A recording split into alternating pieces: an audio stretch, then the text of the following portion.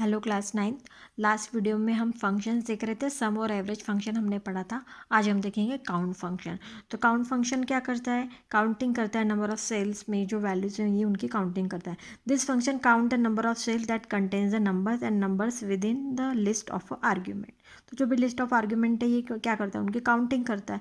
Use count to get the number of entries in a number field in a range or array of a numbers. The syntax of this function is as follow: count value 1 value 2 जो भी values है हम उनको brackets के अंदर देंगे semicolon से separated करके। तो where the value 1 and value 2 is are to 1 to 30 arguments that can contain or refer to variety of different types of data but only numbers are counted. तो आपको भी पता है कि जो काउंटिंग करना है सिर्फ नंबर से काउंट करेगा ये। Arguments that are number dates internal dates translate into numbers. जो आर्ग्यूमेंट्स अगर आप डेट दे रहे हो तो ये इंटरनली उसको नंबर कंसिडर करता है, उसको नंबर में ट्रांसलेट कर लेता है। लॉजिकल वैल्यू जैसे ट्रू एंड फॉल्स की वैल्यू है तो ये लॉजिकल वैल्यूज को भी जैसे ट्रू है तो 1 कर देगा और फॉल्स है तो 0 करेगा, है ना। तो that is internally considered is equal to 1 and false internally considered equal to 0 are counted. तो ये भी काउंट होता है। Text entries are ignored even if the text entry contains a number. अगर टेक्स्ट एंट्री आपने कुछ भी डबल कोट के अंदर दिया है तो वो एज अ टेक्स्ट ही कंसिडर करेगा। फिर आपने उसमें 1 या 2 क्यों ना दिया हो या 0 क्यों ना दिया हो तो वो उसको नंबर कंसिडर नहीं करता। If you entered in a single code, यहाँ पे आप देखेंगे सिंगल कोड के अंदर 5 दिया है, सिर्फ 5 नहीं दिया है, सिंगल कोड के अंदर है ना। In a cell then it is a text entry and with a numeral values in it and it will be ignored in count। तो इस तरीके से ये जो है वैल्यू इग्नोर कर देगा।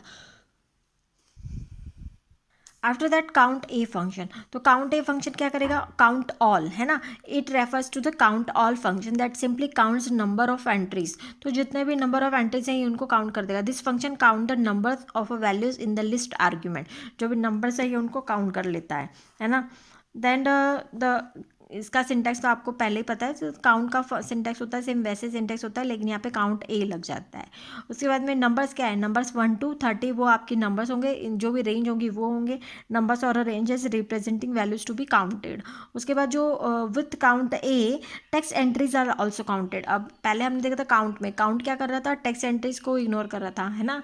लेकिन यहाँ पे काउंट ए क्या करता है? टेक्स्ट एंट्रीज को भी काउंट करता है even when they contain as empty string of a length 0, है ना। अगर 0 लेंथ की भी कोई स्ट्रिंग है तो भी क्या करता है? काउंट करता है। Empty cells are ignore. जो एम्प्टी सेल्स होती है वो उनको इग्नोर कर देता है, लेकिन डबल कोट के अंदर आपने ब्लैंक भी दे दिया ना तभी उसको काउंट कर देगा। If an argument is an array or reference empty cells within the array or reference are ignore. तो एम्प्टी सेल्स को भी ये इग्नोर करता है।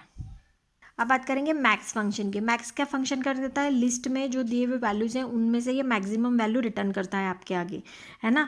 This function return the largest value in the set of values. Largest value ये आपको return करके देता है ना। तो अब नंबर 1 to 30 क्या होते हैं आपके? ये आर्ग्यूमेंट्स होंगे, ये नंबर्स होंगे, जो भी है आप नंबर दे रहे हो। अब ये 1 to 30 में से जो मैक्सिमम जो बड़ी वैल्यू है आपको वो रिटर्न करता है।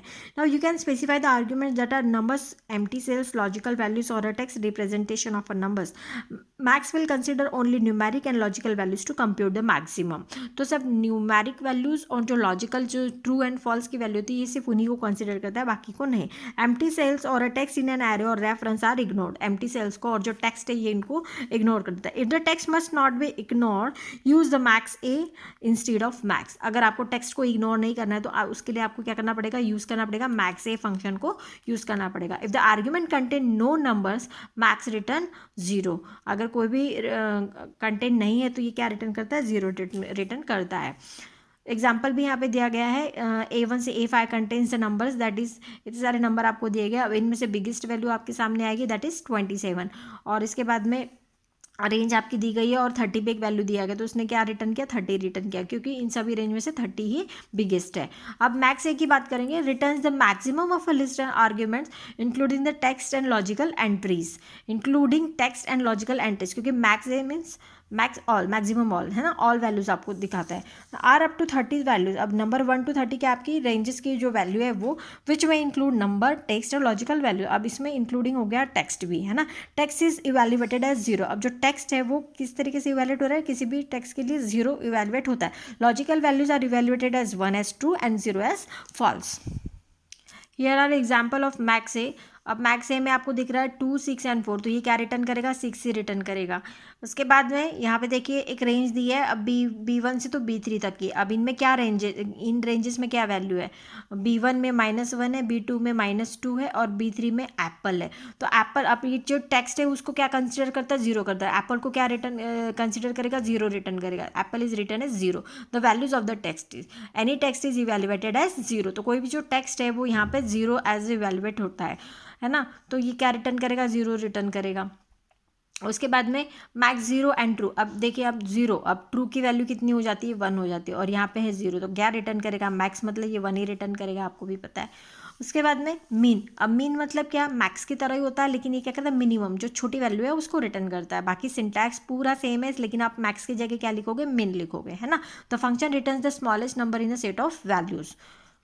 अब ये आपको बताने की ज़रूरत है नहीं, आपको जैसा मैक्स है वैसा ही मिन है, जो स्मॉलेस्ट वैल्यू आपको रिटर्न करके देता है ये। और मीन ए, वैसे जैसे मैक्स ए था वैसे ही मीन ए है।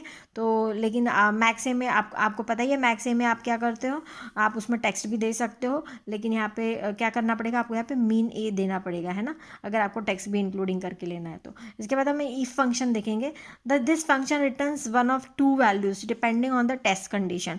अब ये फंक्शन क्या रिटर्न करता है, अब जैसे इफ यहाँ पे टेस्ट कंडीशन दी है, टेस्ट कंडीशन करके वैल्यू 1, अगर ट्रू हुआ तो वैल्यू 1, अगर फॉल्स हुआ तो वैल्यू 2, इस तरीके से। Where the test is or refer to a logical values or expression that returns a logical value that is true or false, है ना। और वैल्यू 1 क्या, is the value that is returned by the function if test yield true। अगर condition आपकी true है तो value 1 return होगा, और कंडीशन अगर फाल्स आती है तो वैल्यू 2 रिटर्न होगा। Is the value 2 is that value that is return by the function if the test yield false. if value 2 is omitted it is assumed to be false। if value 1 also omitted it is assumed to be true, है ना। अब यहाँ पे देखिए एक example दिया गया, if A1 is greater than 5। अब A1 अगर 5 से बड़ा है तो क्या रिटर्न करेगा, ये 100। अगर नहीं रिटर्न करेगा तो 2 स्मॉल रिटर्न करेगा। Return the numbers 100 if A1 is greater than 5 and the text 2 small is otherwise, है ना। अब यहाँ पे A ग्रेटर देन 2 क्या रिटर्न करेगा, ये नॉनसेंस, है ना, return false, because the value 2 has been omitted and 1 is not greater than 2।